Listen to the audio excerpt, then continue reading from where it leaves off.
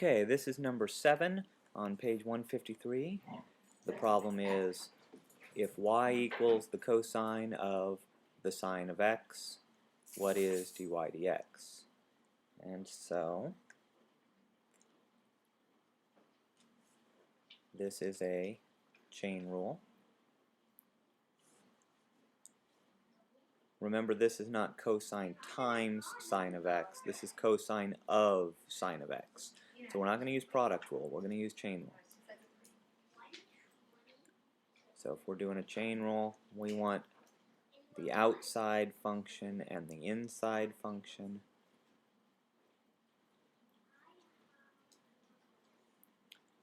Our outside function, the thing we would do last, is take the cosine of something.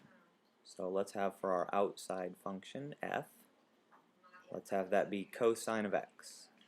Our inside function, the input into the cosine, that's what we get out of the sine of x.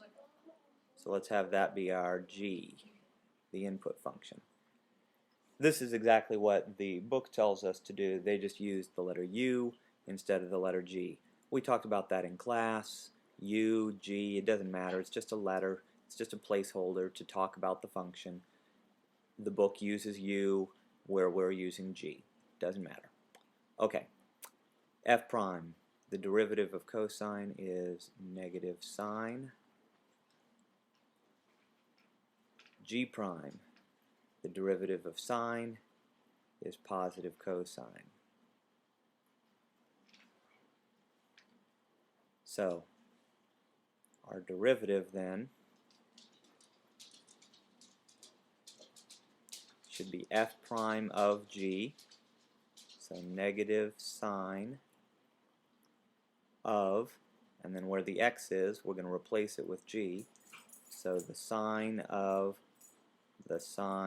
x,